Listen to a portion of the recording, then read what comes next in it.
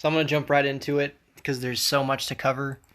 Right now, we are in the middle of a pandemic, and today was the single highest record of cases contracted in the U.S. We topped at over 38,000, and that's climbing. And what's alarming about that is the fact that there's so many people that don't care. What's sad about it is that there's so many people that, despite this news, treat this virus like it's a hoax. They think it's something that doesn't exist, or it's not something to be taken seriously.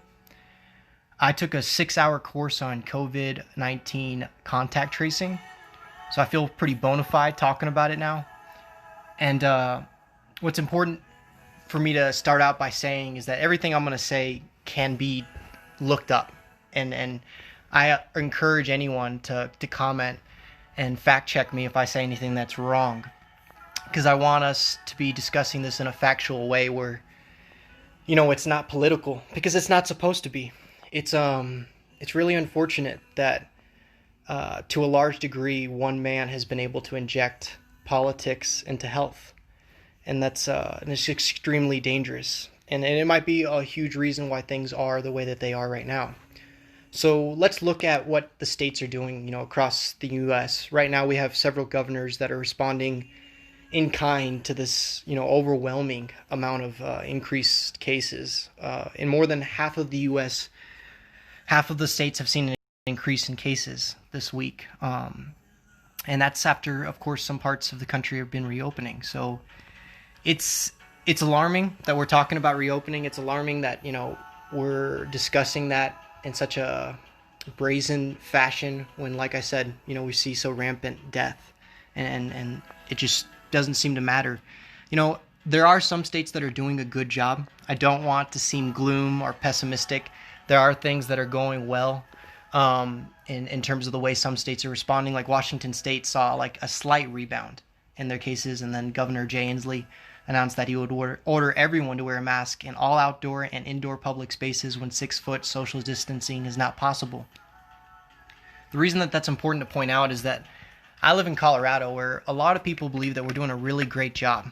And, my drive in to back from work, to home, every single person that I drove past that was, either at a park or, any kind of function, social, there was easily over 10 individuals, easily all of them, within 6 feet of each other, and none of them wearing a mask. So it's clear that we don't get it, and it's sad that we don't, because there's been such an effort from the public health department to put out the right information. But, when you have your governor, like, for example, Texas, you have Abbott, who's just constantly putting out misinformation. It's not even so much misinformation as he's doing one thing and then saying another, right? Because Governor Abbott said, because the spread is so rampant right now, there is never a reason for you to have to leave your home unless you do need to go out. The safest place for you is at your home. That's what literally Governor Abbott said live on television. But it's just a PR move, right, to cover his ass, because Texas right now just joined a club that maybe you guys aren't familiar with. There's a couple states, California, New Jersey, Illinois, New York, Florida, Massachusetts, and now Texas. And these are all states that have over, I think, 100,000 contracted cases, if I'm not mistaken. That's the number that I believe it's the group. Texas has experienced a surge unlike any of the other states that we're looking at. They reported today 5,551 new cases. That is insane, especially considering the day before they were just shy of that number at 5,489. Now, they've been floating around 3,500 average for the last month or two. But now that brings that total to 125,921 positive cases reported in that state. And the reason that that's significant is that Texas is one of the states that has 7 different drive-through centers for getting tested when it comes to this when it comes to this COVID-19. Now, most people, when they hear Trump saying, you know what, we're gonna decrease the amount of testing, they don't take that at face value. They don't believe it. But he's being honest. He's genuine. He is putting his money where his mouth is, and he's literally taking money out of 13 different drive-through, testing centers. And I didn't believe that was something that was possible. I didn't think that he would be that dumb, especially considering the fact that 5 of those drive-throughs are in Texas. It's just, it's alarming the way he's using his propaganda machine to shift the focus on things that don't matter and take away funding from the things that do. Right now, this week, he announced that he's going to be doing an executive order to protect monuments. He will talk about anything other than what's actually happening, these protests that are happening in every single state when it comes to Black Lives Matter. It's not something that we've heard him really talk about. He's been largely silent. And it speaks volumes as to why. His administration its intent is looking good. It's presenting an image that's not congruent with reality. And what I mean by that is that when we see that he's cut this, federal support for 13 drive-through COVID-19 testing states, this is going to happen on June the 30th. This is happening in 5 states that he's, I said that Texas is obviously one of the ones that has the most of the drive-through centers. But it's also going to be affecting Illinois, New Jersey, Pennsylvania, Colorado. These are all states that need these testing. And what's crazy about it is when the administration was asked, this is what the response was, is that they were not withdrawing federal support, but instead providing federal support in a different way. It's sad to me to see that even when people are dying, and it may be friends, it may be family, that politics seem to be more important to many people than discussing the fact that this is preventable. And we're the only country that's responding to the coronavirus this way. And it's important to recognize that, right? That no other country is having the kind of response we are having. We account for 20% of the entire world's cases.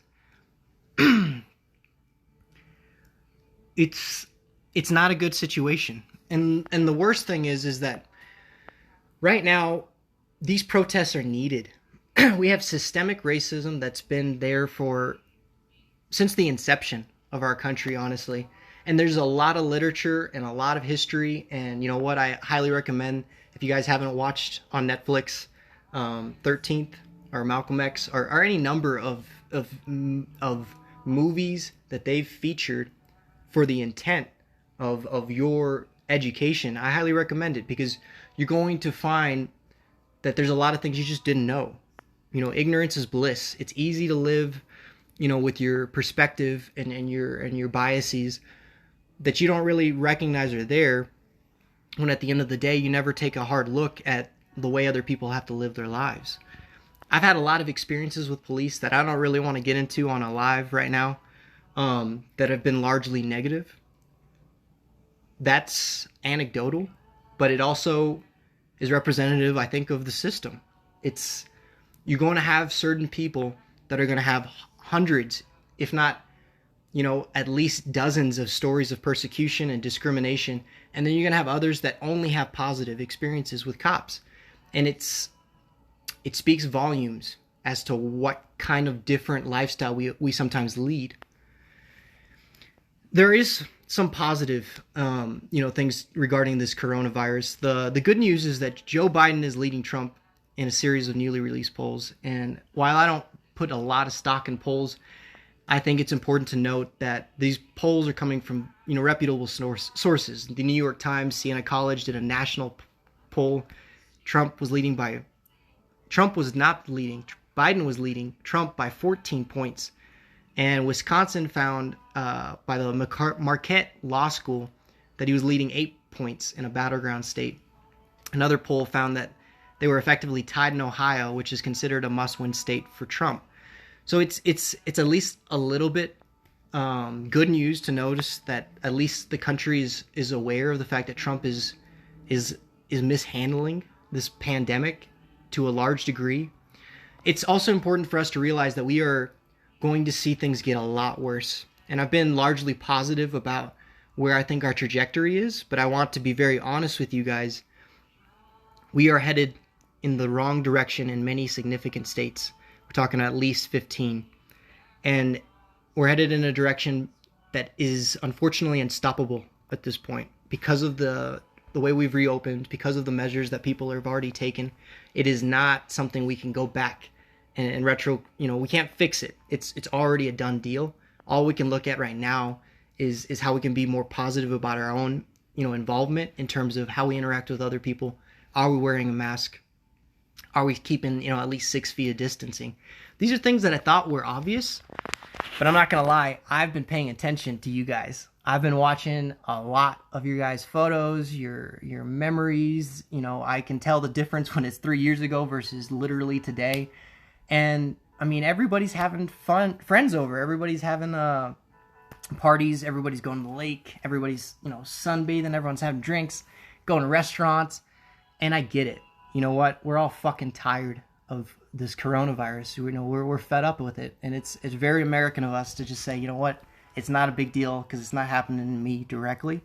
But it's going to be very soon. And it's important for us to recognize that, right? Like, the majority of the people that I'm talking to are in Texas and Colorado. Colorado is responding well, but it's important to recognize that people aren't taking it seriously here.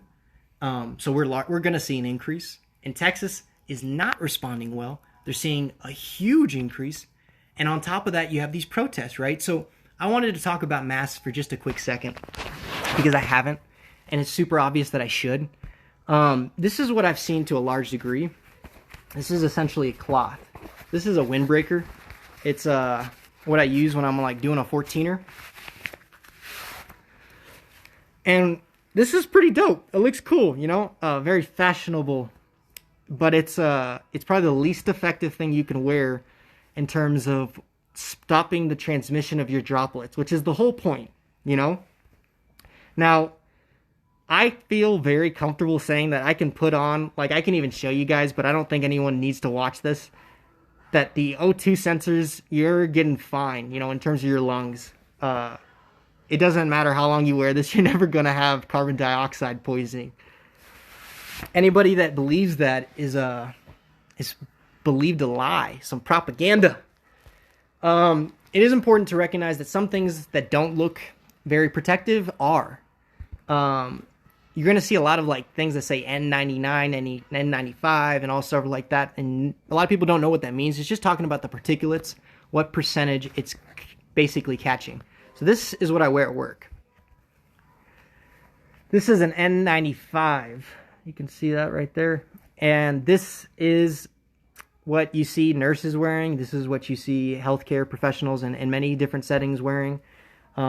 This is a very good mask to wear because it'll protect you. It'll protect others.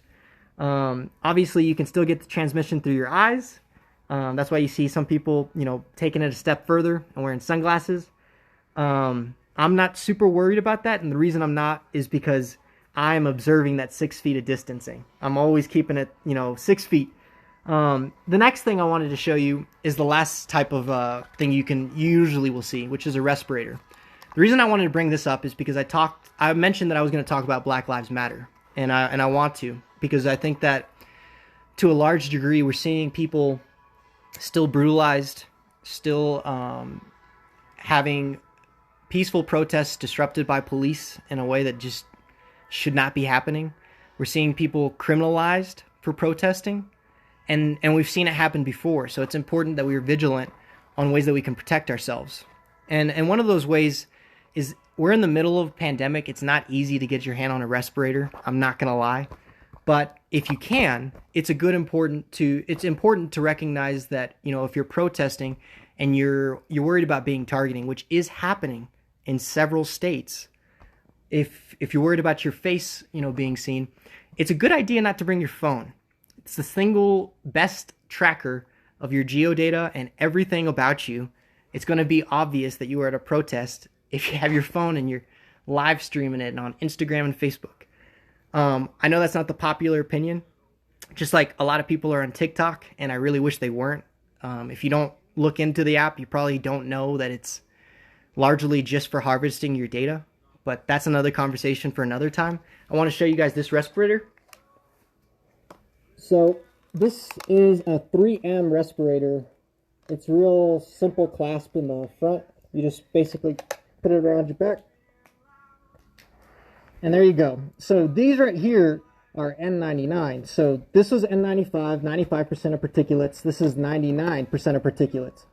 The thing to notice about this is that it's getting harder and harder, especially if I put some goggles on, to distinguish who I am. Now the reason that's a good thing is because, as I mentioned earlier, if you're not familiar, the police are for the first time using an AI software called Clearview to literally target protesters by looking at the photos that are being provided by people that are protesting on their Facebooks, on their social media. And since Facebook has, and Twitter has, and TikTok, and every other social media sphere has already sent cease and desist letters, people would think that that means that they're going to stop. But they've already said that they're not going to, because they don't believe that your public data is private. They don't think that if they can access it, that it's something that they shouldn't be able to share with the police. So it's important to recognize that we're living largely in a fascist state, and it's the first time we've ever seen some of the things that we're seeing right now. The head of the CDC, largely works in conjunction with the government. It's a government, agency, and if you watch the 6+ hours of testimony between Dr. Fauci, Dr. Redfield, the Admiral, and some other guy, I don't even remember his name, and I watched like 3 hours of it. It was alarming to see some of the things that came out in the testimony, which, I don't blame anyone for not watching 6 hours of partisan bullshit. It's difficult to digest for anybody, but it's, there was a New York Times article that summarized the whole thing pretty well. I wanted to point out a couple things, because a lot of people seem to have a lot of misconceptions when it comes to this vaccine, when it comes to protecting themselves, and a lot of it needs to be, set clear. When we talk about the President of the United States, it's important to realize that he's made this health issue partisan. He's largely injected politics into health.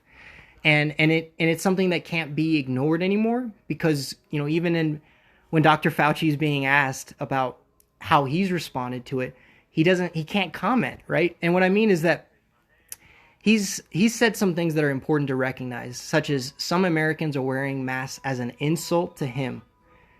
Does the president's refusal to wear a mask and his intent to politicize the health decision? This was basically asked to Dr. Fauci, and he says he can't comment on the factors as to why the president chooses not to set an example and not wear a mask. He is not recommended to him directly to wear a mask, but he thinks it's clear that you should exercise physical distance with a mask. This is politics at its best. We have health professionals that have to dance around why the president of the United States is setting a bad example for the entire country. And it's alarming, because he continues to use politics and names to make things sound like they're better than they are. For example, Operation Warp Speed. Maybe you guys aren't familiar with that. This is a public-private health initiative that it was started by Trump to increase the ability to create a vaccine for COVID-19, which sounds excellent. How could there be anything to criticize about that? Well, it's called Operation Warp Speed. Now, most people don't know, but it takes, on average, 7.5 years to develop a vaccine. That is not a short period of time. And I don't think anyone expects for our government to wait 7.5 years to develop a vaccine for COVID-19. But it's important to recognize that we are trying to speed up something that on average takes years. The fastest we've ever been able to do it was the Zika virus, which did not come to fruition because that largely dissipated on its own. So the Zika virus we got to in about a year and a half. We are trying to get to this in a year. Fauci thinks, and you know what, it's all guessing at this point, right? That we could theoretically, by the beginning, mid next year, have this vaccine. Now, why does he feel confident about this? It's because largely vaccines are a financial initiative by private companies. So they have a financial risk.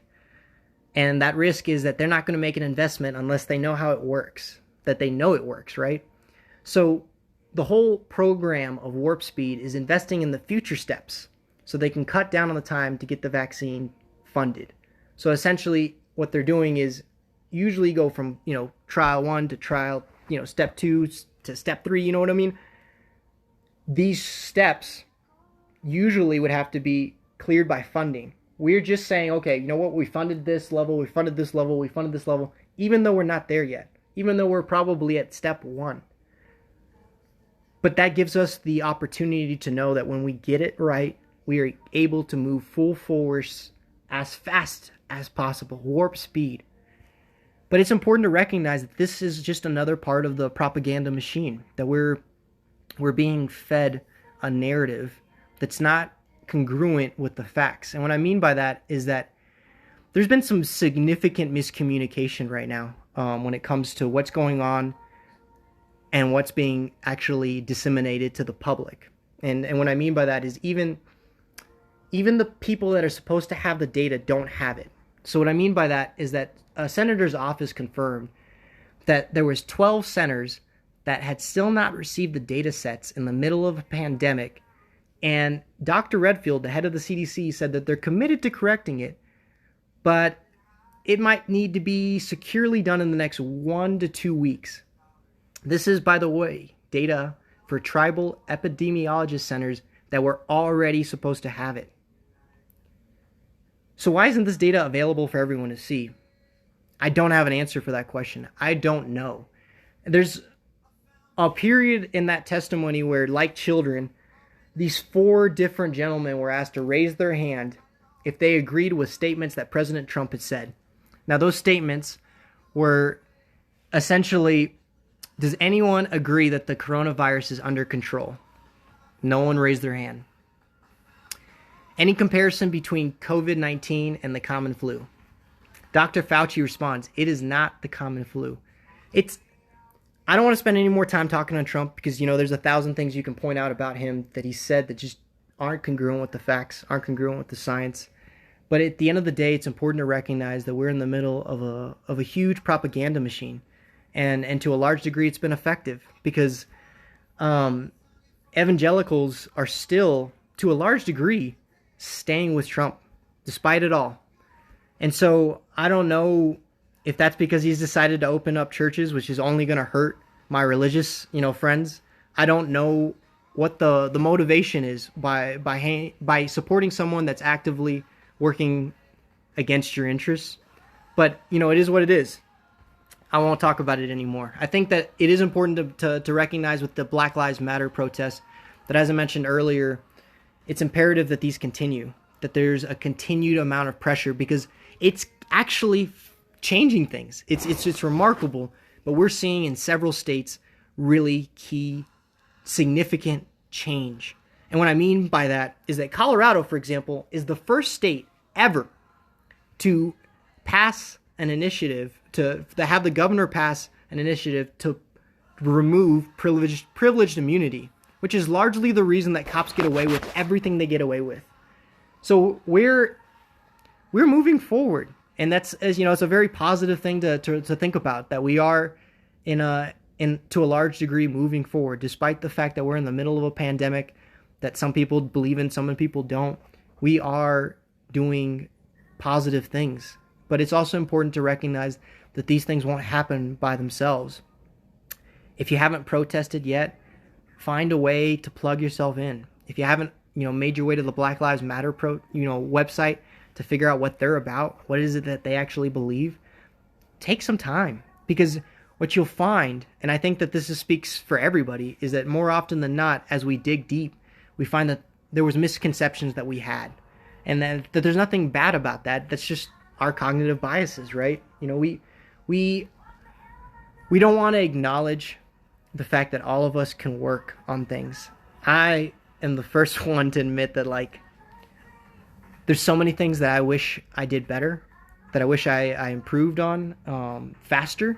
But I try and give myself a break, because I think it's important to recognize that our mental health is largely the one thing that we can take steps to mediate and control. You know, when it comes to how much time we spend on Facebook, how much time we plug into Netflix or games, you know, how much time we spend towards reading a book. You know, we can be proactive in our lives to do anything that we want, as long as we understand that we're in control of our lives, right? We get into patterns of behavior that we start becoming slaves to. I have a lot of things that I'm working on right now, and one of those is hopefully getting on the ground and doing some, you know, journalism, some kind of reporting on the fact that these are momentous times. You know, what's happening in Tulsa is insane. You know, it's super cool to see an autonomous zone developing in a city respecting that. You know, what's happening in Minneapolis is insane. We're actually seeing change. And I mean, the kind of change that can begin to unwrite some of the systems that have largely been able to persist for decades. So, you know, it's remarkable the times we're living in, and I wish that there was more coverage about it, and I wish that there wasn't so much bullshit to sift through. I think at the end of the day, I'm really privileged to have a lot of you guys chime in and hold me accountable to my opinions and my thoughts. I wish, if I'm being honest, that you guys did a little bit more introspection sometimes on some of the things you post, because I don't want to be calling everyone out. I don't think that's healthy, and criticism isn't my intention. You know, I think at the end of the day, like I said, the best thing that we could focus on is the man in the mirror, right? I think that there's so many things that I could, you know, ramble on about, that I do want to summarize, you know, what I've covered so far, which is the fact that when it comes to the coronavirus, it's something to take seriously. It doesn't matter what kind of mask you're wearing. Wear a mask. Socially distance, because it's surprising, but in many states, the demographic that is largely surging in is young people. It's people our age. It's the millenniums. It's the Gen Zs. It's the Gen Y. It's something that we can prevent. So if you can, do your part to educate others, to talk about, you know, the fact that we're all in this together. It's community largely that we can foster through virtual networks and rooms, and we can do things on the ground protesting, but be safe about it, right? Protect yourself, wear a mask, if you can, wear goggles, and especially if you're in a state where, you know what, these police are getting away with things that they shouldn't be, make sure to be having a camera on. So I hope you guys are doing well. I love you all, and let me know how you think, and if I said anything wrong, call me out on it.